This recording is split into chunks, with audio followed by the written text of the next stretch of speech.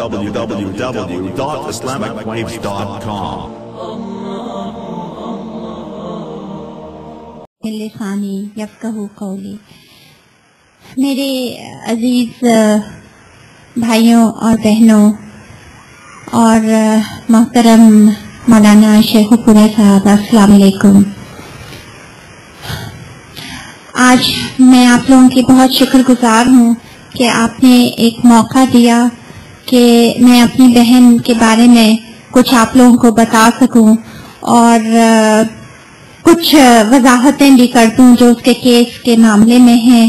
مولانا صاحب نے بہت کچھ کہا اور بہت دل اندوز اور جگانے والی باتیں بھی کہیں، اور شاید یہی وجہ ہے کہ آج عافیہ وہاں پہ ہے جہاں ہے، اور آج ایسے حکمران ہیں کہ جو اس کو لانے میں کوئی خاطر خواہ مدد بھی نہیں کرتے. مجھے کچھ پوائنٹس بھی دیے گئے، سوالات جن کو کہ وہ چاہ رہے ہیں کہ کچھ کلیریفیکیشن ہو. تو میں ایسا ہے کہ 8 سال عافیہ کی اور سمجھیں کہ 38 ایئرز آف ہر لائف کو 10 منٹ 15 منٹ کے اندر سمرائز کرنا تو اتنا آسان نہیں ہے، لیکن میں کوشش کروں گی کہ ایک چھوٹا سا آپ کو ایک تصویر کھینچ کے دکھاؤں کہ عافیہ کون تھی اور وہ کیا چاہتی تھی اور کیا الزامات تھے اور ابھی تک ہم کہاں پہ ہیں. عافیہ، ہم لوگ، ہمارے والد صاحب ڈاکٹر تھے اور امی ایک سوشل ورکر تھی، اور ہم 3 بہن بھائی ہیں. ہمارے بھائی سب سے بڑے ہیں اور وہ اسپیس آرکیٹیکٹ ہیں، امریکہ میں ہوتے ہیں. اس کے بعد میں ہوں، میں نیورولوجیکل ڈاکٹر ہوں، نیورولوجی میں اسپیشلائز کرتی ہوں، اور میں نے ہارورڈ سے گریجویشن کی تھی. اور عافیہ ہم میں سب سے چھوٹی ہے، اور گھر میں آپ کو پتا ہے جو سب سے چھوٹا ہوتا ہے وہ لاڈلا بھی ہوتا ہے. اور عافیہ ویسے بھی ہم سب میں بہت زیادہ ماشاءاللہ سے پہلی کلاس سے جب سے اسکول شروع کیا اور اس سے پہلے سے بہت ہی ہمدرد تھی اور ہمیشہ فرسٹ کلاس فرسٹ آیا کرتی تھی. کبھی بھی سیکنڈ کسی بھی چیز میں، اگر تقریری مقابلہ ہے یا کوئی بھی ایسے رائٹنگ ہے، کسی بھی چیز کا مقابلہ ہے، عافیہ نے اگر حصہ لیا ہے تو فرسٹ پرائز عافیہ کا ہے. ہمیشہ سے اس کا ایک یہ ریکارڈ چلا آ رہا تھا. ماشاءاللہ بے حد رحیم تھی. اس کو بچپن میں 2-3 چیزوں کا شوق تھا. بچپن میں اسے گڑیوں کا شوق تھا اور بڑے ہوتے ہوئے چھوٹے بچوں کا، اور بزرگوں کا بے حد احترام کرتی تھی. اور یہی احترام اس کو جو ہے امریکہ میں بھی جب وہ گئی، یہاں پہ اس نے انٹر میں جب فرسٹ کلاس فرسٹ پوزیشن حاصل کی تو سب لوگوں نے اس کو امریکہ سے فل اسکالرشپ آفر ہوئی. بھائی ہمارے امریکہ میں ہی ہوتے تھے تو امی ابو نے کہا کہ اس کی تعلیم اچھی ہو جائے گی تو اسے بھائی کے پاس بھیجا. وہاں پہ اس کا نیشنل ڈینز لسٹ میں نام آیا، جو کہ بہت ہی کم، بہت بڑا اعزاز ہوتا ہے. بے شمار اعزازات اس کے نام پہ ہیں، بے شمار آنرز اور ایوارڈز اس کے پاس ہیں، سرٹیفکیٹس کے اور اس کے بعد جب نیشنل ڈینز لسٹ میں اس کا نام آیا تو اس کو MIT سے فل اسکالرشپ ملی.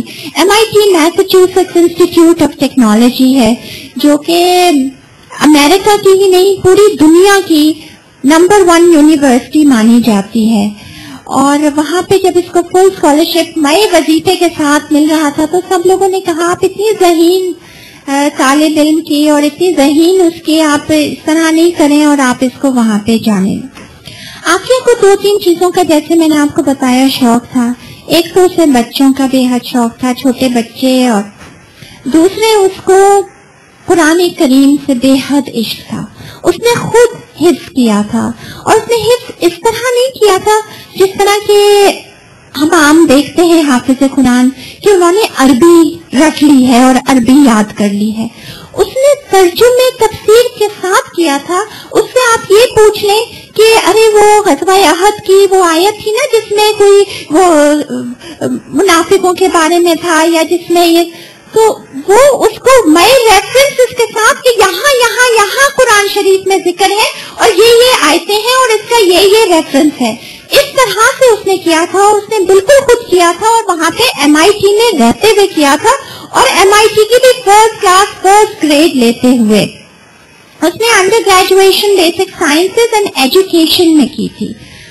اور اس کی جو ایک ہابی تھی، مشغلہ تھا، جو بھی وقت اس کو ملتا تھا، وہ جو اولڈ مینس ہوم ہوتے ہیں وہاں پہ، اولڈ پرسنز ہوم، وہاں پہ لوگ اپنے ماں باپ کو سب کو چھوڑ جاتے، بیچارے پڑے ہوتے، دیکھتے رہتے کوئی آ جائے کچھ، وہاں پہ جا کے ان عورتوں کے بال بنانا، ان عورتوں کی شاپنگ کرنا، ان عورتوں کی خدمت کرنا، یہ اس کا ایک مشغلہ تھا جو وہ کرتی تھی. یا پھر ذہنی معذور جو بچے ہوتے تھے، خاص کر آٹسٹکس کے اوپر اس نے بہت کام کیا ہے، اور ان معذور بچوں کے لیے وہ بہت ہر وقت جا کے والنٹیئر کرتی تھی. میں کبھی اس کو کہتی بھی تھی کہ عافیہ تمہیں یہی لوگ ملے بالکل تھینک لیس جاب کرتی ہو تم بھی، کہ نہ وہ ذہنی معذور بچے اس کا شکریہ ادا کر سکتے ہیں، پہچان بھی نہیں سکتے، نہ وہ کرائم کی بڑھیاں جو کہ جتنا بھی کرو الٹا گالیاں ہی دیتی، اور وہ الزائمرز کی پیشنٹس، اور وہ تو کہتی کہ نہیں لیکن ان کا بھی تو کسی کو کرنا ہے، جو شکریہ ادا کرتے ہیں اس کے لیے تو سب کرتے.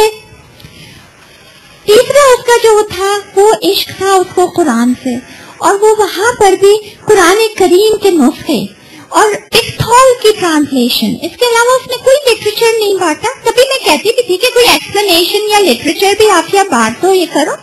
تو وہ جو اسٹوڈنٹس کی ٹیبلز لگا کرتی ہیں نا، جیسے کوئی بھی اسکول میں ایونٹ ہوتا ہے، کالج میں، یونیورسٹی میں نا کوئی بھی ہوتے ہیں ایونٹس ہوتے ہیں، طلبہ کی چیزیں ہوتی ہیں، تو اس میں مختلف ٹیبلز مختلف تنظیمیں لگاتی ہیں. تو آپ ایک لگایا کرتی تھی، اس پہ ایک سائن لکھتی تھی، وہ فری، بہت بڑا بڑا فری لکھتی تھی انسائکلوپیڈیا ٹو یور لائف، اور رکھے ہوتے تھے، اس سے جمع کرتی تھی اپنے سارے پیسے جو بھی اس کو بچتے تھے اس کے پاس، اور وہ ہم سے جو بھی لیتی تھی، اور قرآن کریم کے ٹکٹھول کی ٹرانسلیشن وہ رکھی ہوتی تھی اور وہ بانٹتی تھی. اور سب فری دیکھ کے نا بہت لوگ آتے تھے کیا چیز فری مل رہی ہے، اور وہ کہتی تھی کہ یہ تم پڑھ کے دیکھو.